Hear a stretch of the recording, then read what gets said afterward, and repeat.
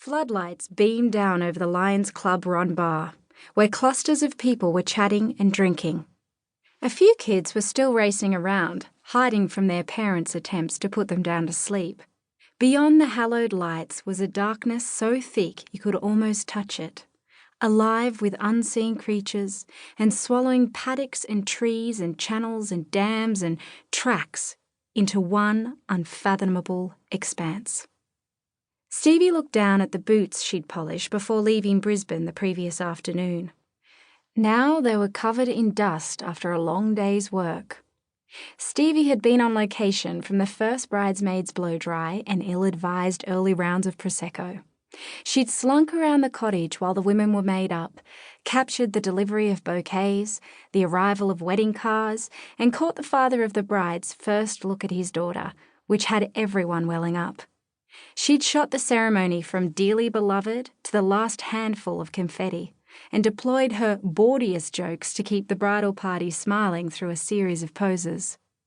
Then it was back to the reception, with barely enough time to snatch a canapé before she had to work through dozens of configurations of family photos, then race off into the paddock for kissy portraits of the newlyweds as the sun set.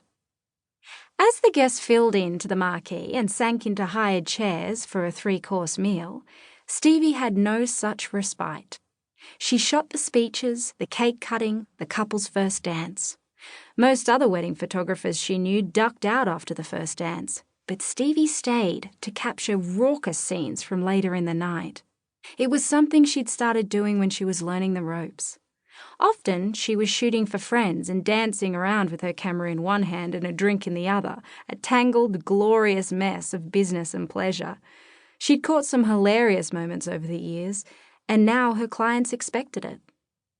Having photographed more than 100 weddings, Stevie barely had to think about her checklist of images anymore. She was pretty sure she had it all, which was lucky given the flasks of Bundy rum now being passed around with increasing frequency. The Eagle Rock moment usually heralded a turning point of sorts, after which her camera lens was less welcome. But she'd do one last sweep. She ducked under the marquee, where empty wine glasses littered the long dinner tables.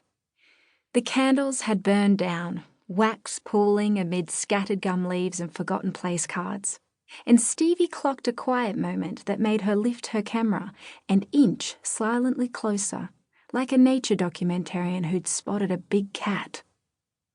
Red, the burly groom, was trying to feed his famished, tipsy bride a piece of wedding cake. It was a classic, old-school fruit cake rendered with a sturdy facade of fondant, a sign that this family was ruled by a powerful matriarch with a love of tradition and an iron fist, and Janelle was not interested. Stevie knew this was their first moment alone as a married couple, and she also knew that Janelle's untouched plates had been cleared while she'd been circulating among the guests, downing bubbly.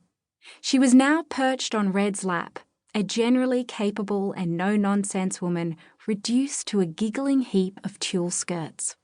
As Red tenderly nudged a forkful of cake between Janelle's teeth mid-laugh, Stevie snapped a frame that said more about their relationship than any of the shots they'd posed for earlier.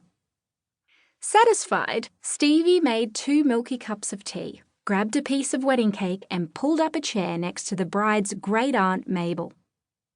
Mabel had proven herself an ally earlier in the day when she deftly helped Stevie avoid a family faux pas while setting up the group portraits. But Stevie had recognised Mabel's role as the family fixer as soon as they arrived at the church. Mabel was the sort of woman who carried an arsenal of floral hankies to hand out at the first sign of a sniffle.